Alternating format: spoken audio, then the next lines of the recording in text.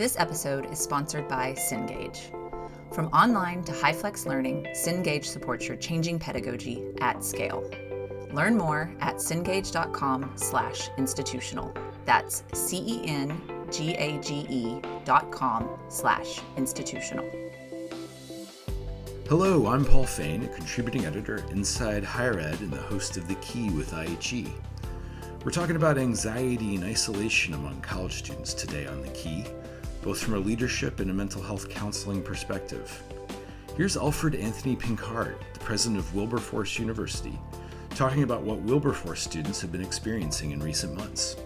George Floyd brought into bold focus what every Black person in America has always known, including our students.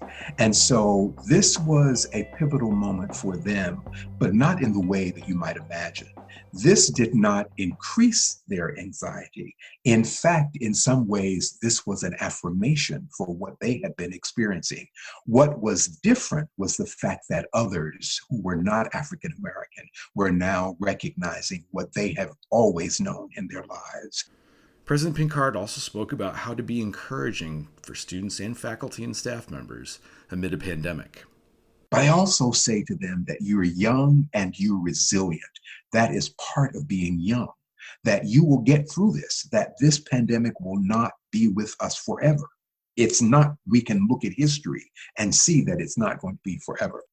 To get a medical perspective on students' mental health in these uncertain times, I spoke with Alan Dennington, the Chief Medical Officer at Timely MD, a telehealth provider focused on college students. Dr. Dennington described the spike in student demand for mental health counseling Timely MD has seen, as well as some of the reasons students are reaching out for counseling. Really COVID anxiety, but also anxiety and depression as very common reasons for those calls. And a lot of that we believe is coming from this sense of isolation that students have and being away from their friends. Obviously, there's a lot going on in the world. Culturally as well. And those things are all really driving up stress and anxiety. All right, let's get to the conversation. So I am speaking with Dr. Alfred Anthony Pinkard, the president of Wilberforce University. How you doing, President Pinkard? I'm well, thank you very much. Thank you, Paul, for this invitation to spend some time with you. So I know that Wilberforce made the decision to go virtual as our March was firing up. Can you talk a little bit about how the fall term is shaped up? Yes, we, like most institutions, went virtual, as you indicated, in March, as it was sort of an immediate response to what was happening.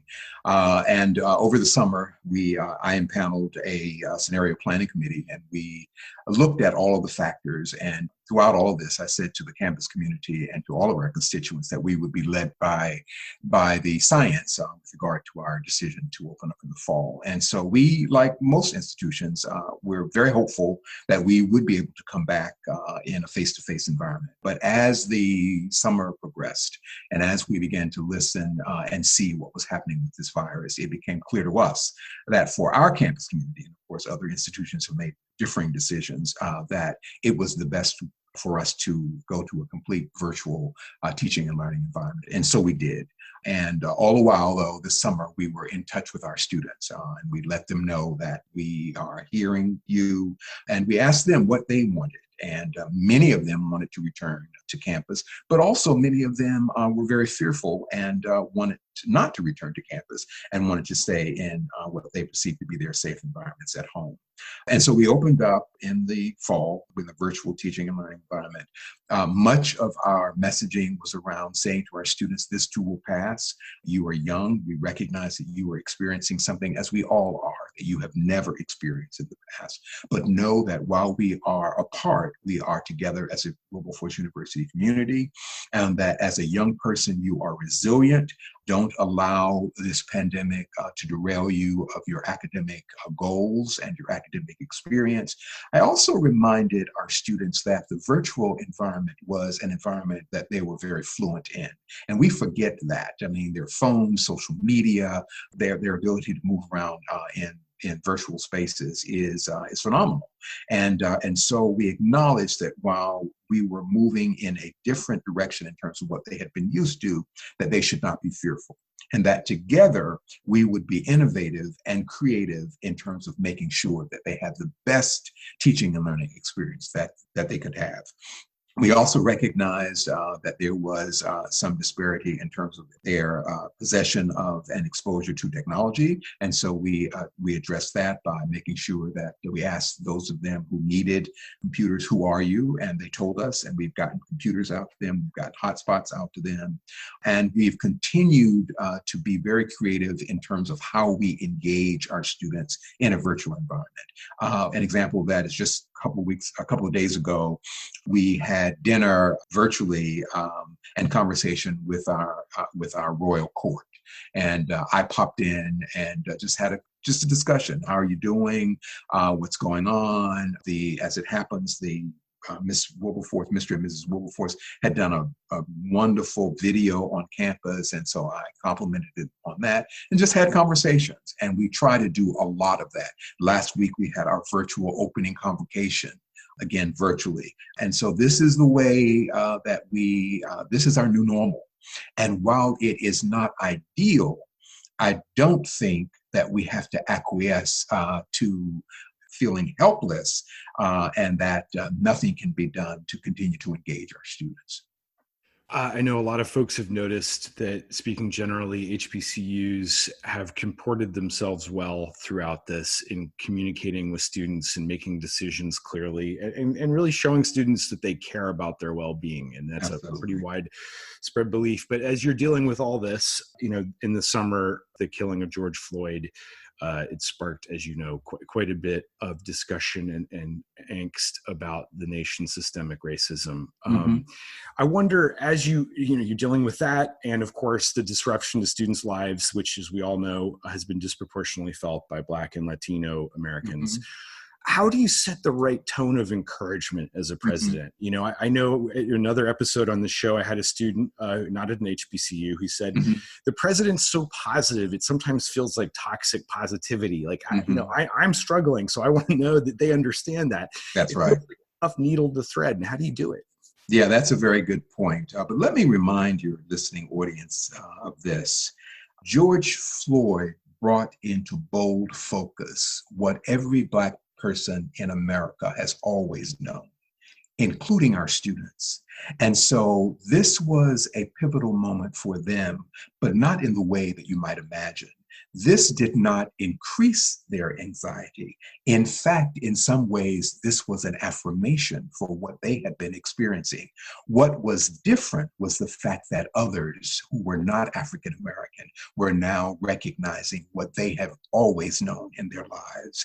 And so we didn't have to do anything differently there. In fact, the worldwide focus on the injustice here embolden our students to do something more and to be involved in what was quickly becoming a worldwide response. And so what happened to George Floyd was nothing new to our students, believe me. What was new was that the world was now acknowledging it. People who were not them, who were not a part of their cultural and racial background, were saying very openly and very assertively, this is wrong.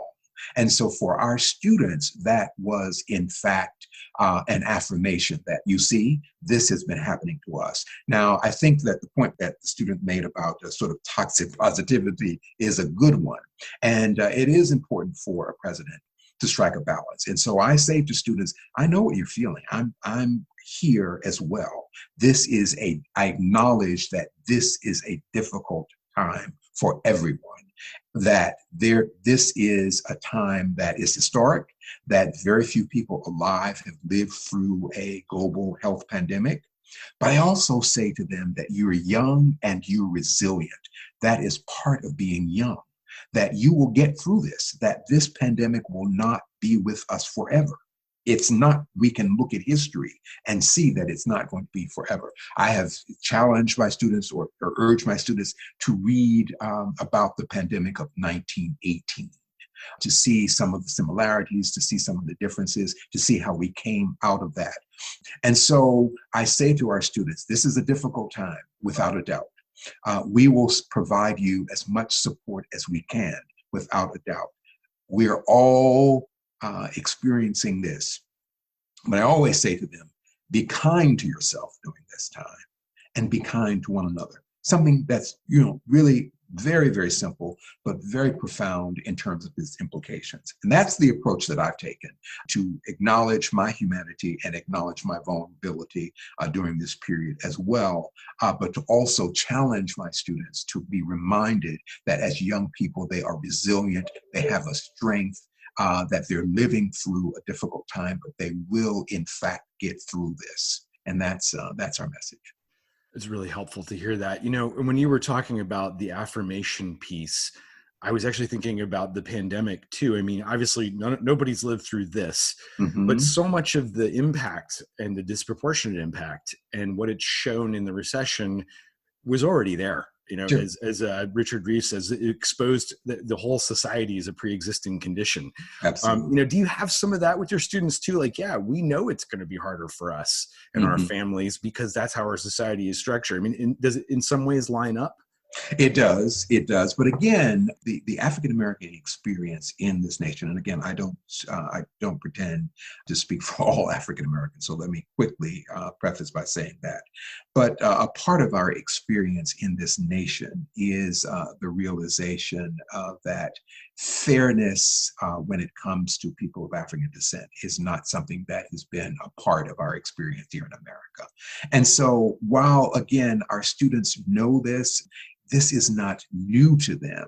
And so what we are charged and challenged to do at this particular point is to help them to galvanize a personal strategy so that they can realize their own personal agency in moving past and getting to a point where they can take full advantage of what's presented to them, developing the skills, developing a knowledge base, getting a college degree, being intentional about their careers, thinking very positively about what's possible for them and their families. So that is really the message. It's really about how can you as an individual galvanize the fullness of your experience here in America as a Black person, understanding that, not retreating from that, but fully embracing that, understanding both the opportunities and the challenges in that. How can you leverage this real exciting cultural moment where there are allies, others who now affirm that there is unfairness that exists? And then how can you marshal your own individual strengths, abilities, talents, and gifts to, in fact, move you to a place where you can build a life for yourself and your loved ones? When you mentioned popping in on the court virtually, how does that sort of dynamic play out with faculty and other staff members? Are you able to connect in some of those serendipitous ways? Yes. How do you do it? It depends. And of course, as you might imagine, in any population of people, you're going to have people that are much more engaged than others. And so it is with our faculty as well. I would say that generally we have a very engaged faculty with our students and who have a very personal relationship with our students. So faculty are calling students. Faculty are emailing students. Students are emailing me. And I'm able to say, how are you? What do you need? How can we help? And so we just continue to be as creative as we can in this virtual environment. And so, and doing what we can, sometimes on the fly, sometimes it's much more thoughtful. But it's always with the goal of making a connection with a student, which is at the core of what we do. When I think about student supports, advising and counseling, whether it's academic counseling or mental health or other types of counseling, I'm just wondering what I know a lot of student supports are resource intensive. Mm-hmm. I mean, how does an institution looking forward, I hear you, this will end, but for now we're in this for a while. How does Wilberforce approach that question of bulking up student supports from a resource perspective as well? Well, we have to focus on our human resources at this point. I mean, that's really at the core of what we can do now. And so people, this is a very people intensive period where people and their commitment to our students really has to undergird everything that we do. And so while resources are clearly important, our students are not with us. And so the resources that we need are the technology, being able to get computers to students, being able to get hotspots to students, being able to continually train our faculty so that our faculty are showing up and being creative in these virtual learning spaces, but also to contacting our students, being in touch with our students, letting them know that we are here for you and we need to hear from you. How can we be in touch? How can we email? How can we set up Zoom opportunities, whether they're fun, whether they're counseling sessions, whether we have a Zoom health and wellness day that we invite counselors and psychologists and also religious persons on a Zoom meeting to talk broadly to students about what some of their challenges may be and what some of the opportunities for getting assistance might be. And again, it all pivots on the degree to which we use this medium. It's different, but how can we use it to address some of the challenges that our students are facing, particularly around their mental health and their social, psychological, and spiritual well-being. Well, President Pincard, I really appreciate you taking time to talk with us Thank with you. me about this. And tough topics, but I feel like I really actually appreciate your perspective. Thank you. And best of luck to you and your students moving forward in this interesting time. Thank you very much, and thanks for this opportunity to speak with you, Paul. Have a great afternoon. If you're looking to go even more in depth in IHE's news coverage, check out our special reports. These deep dives feature rich data and reporting, as well as thoughtful, substantive analysis you can trust. Visit InsideHigherEd.com/special-reports to view the topics we've covered and to purchase the report that best supports your area of work or study. I'm speaking with Dr. Alan Dennington. How you doing, Alan? Doing well, thank you. So I'm pretty sure you're the first medical doctor on the podcast, which is exciting. Would you mind starting off by just talking about TimelyMD and what you all do? Absolutely, love to. So TimelyMD, we're a telehealth organization that works exclusively with colleges and universities or higher education institutions to help provide and improve healthcare and wellness for their student populations. We provide both medical and mental health services. So we partner with universities to really work collaboratively with their clinics and their on-site resources, whatever those may be, from institutions that have very little resource to ones that have a lot of resources in place, but really to extend and partner with them to extend their healthcare services so that students have 24/7 access to medical visits, to be able to talk to a doctor, get a treatment plan or prescription, but also be able to access mental health care. So we have mental health providers available 24/7 for on-demand consultation with students so that students can just have somebody to talk to kind of in a moment of need or when they're just needing someone to talk to about a mental health issue. And we also provide scheduled counseling services with counselors that are licensed in the state with the students. So the students can establish an ongoing therapeutic relationship for diagnostic or therapeutic counseling with a provider. We also offer a couple other services in our packages, health coaching, which is also looking at improving overall wellness in maintaining healthy lifestyles, sleep habits, exercise, diet, nutrition. And we also provide psychiatry services, so access to psychiatrists through telehealth consultations as well. So I can imagine quite a bit of changes in the telehealth world in recent months. And among other things, we all could use some help on healthier lifestyles. But let's start with mental health here. I gather you've seen a big jump in demand from your college partners. Can you talk about that a little bit? Absolutely. So, as I spoke to earlier, we do both medical and mental health. And really prior to COVID, we were seeing increases in mental health utilization. But when COVID hit, we had a spike in mental health service requests or requests for consultations or consults with students on that mental health side, such that the mental health component of our services actually surpassed the medical component of our services and the number of visits that were being done kind of for the first time on that platform. Throughout the COVID crisis, we've seen continued kind of high utilization of the mental health services with students calling about really COVID anxiety, but also anxiety and depression as very common reasons for those calls. And a lot of that we believe is coming from this sense of isolation that students have and being away from their friends. Obviously, there's a lot going on in the world culturally as well. And those things are all really driving up stress and anxiety.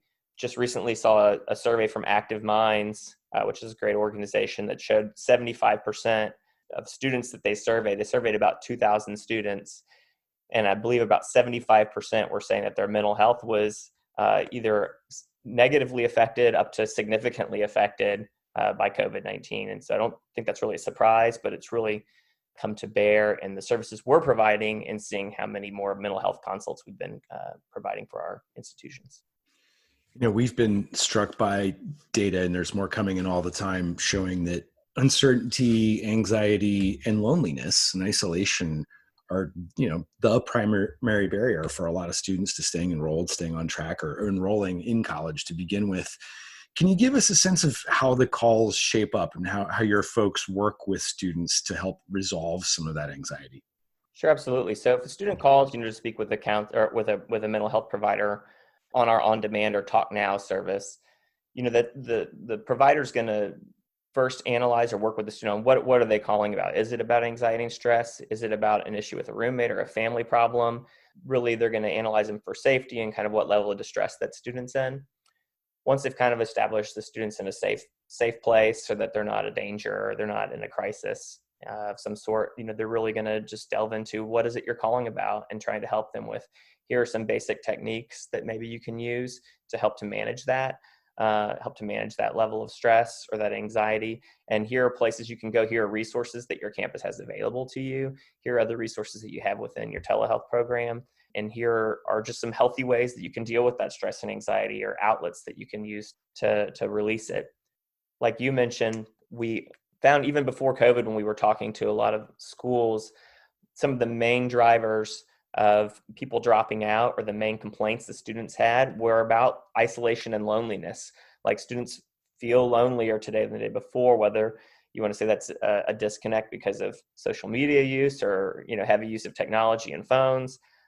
They're feeling alone, and COVID pushing them into their own places and kind of separating from their friends, I think, has only been something that's exacerbated that.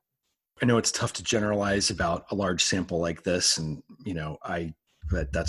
that's what I do. I wonder, COVID has largely exacerbated and worsened things that were already there, and I'm talking at the macro level. Societal ills, worsened and exacerbated and accelerated.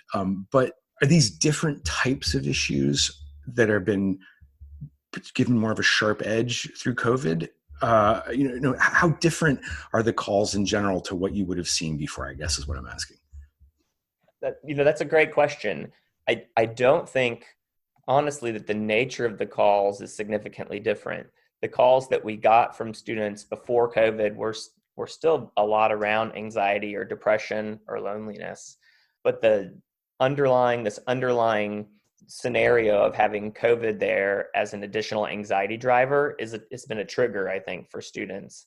So it's further enhanced the amount of that they're feeling. It's put them at a higher baseline level of stress and anxiety, so that when they have this anxiety about other things, their daily life things, they're having more difficulty managing than usual. So I think overall the chief complaints usually aren't like students calling saying, I'm anxious about COVID-19 or about my health related to COVID-19, but it's like this contributing factor that's kind of like tightening the strings, on everybody. So it's getting tighter so that it's easier for people to kind of to burst.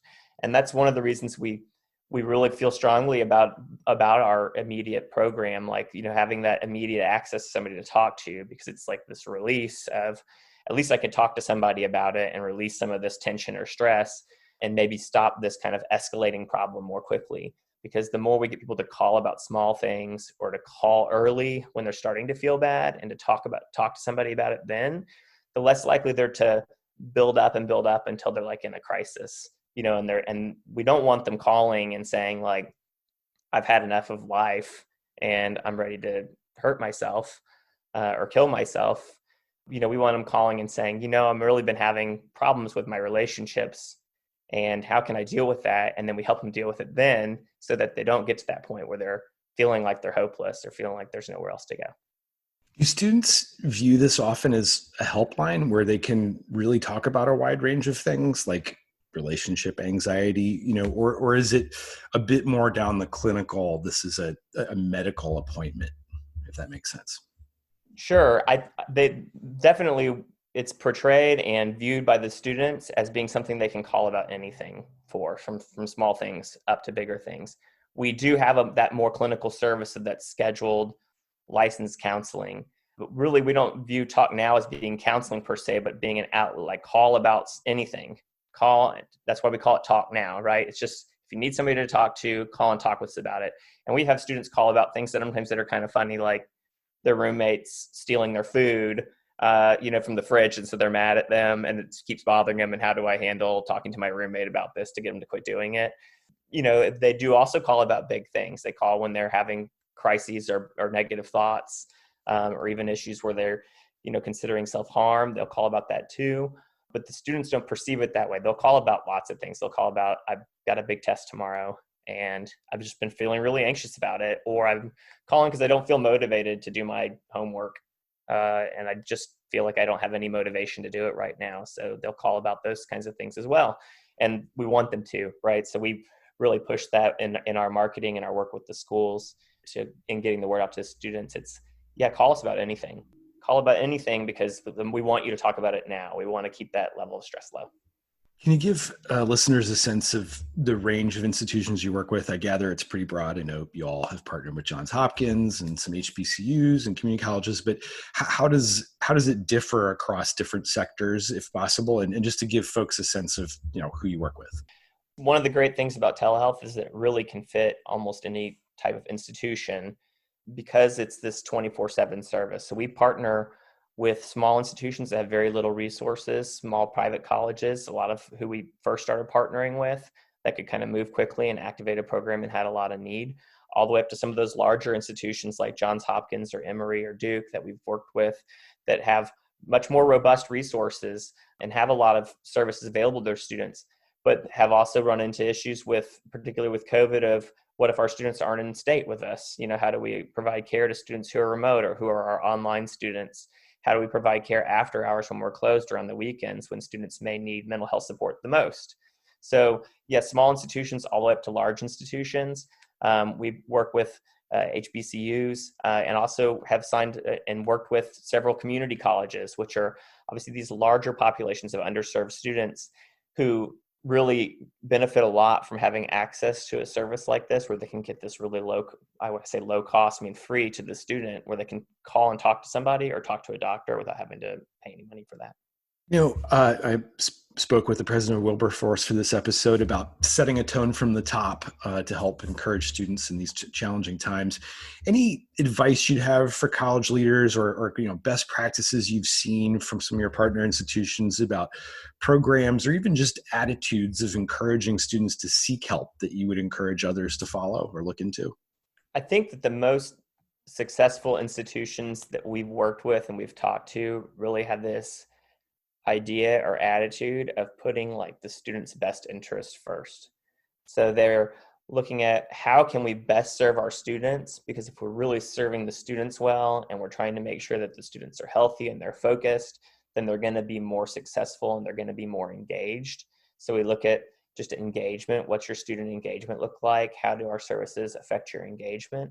Engagement with the school and activities and those other things, because the universities that really seem to have the most success are the ones that have students that are engaged with the school, that are participating in things, that are very active in doing that. So putting the students first and really focusing on what's the quality of the experience that the student's having in a way that's like, how are we contributing to making the student into not just a successful student, but really helping them to develop life skills and making them a successful person kind of for the long term. Those seem to be the schools that really are thriving more even under stressful circumstances. Well, thanks for talking about this. I feel like we can't do enough on this topic, and we're going to be doing a lot more to come. And you've already helped us out at Inside Higher Ed to figure out how to cover this important story. So I really appreciate your perspective. Sure. Well, great. Well, thank you. I appreciate it. Appreciate the time and the opportunity.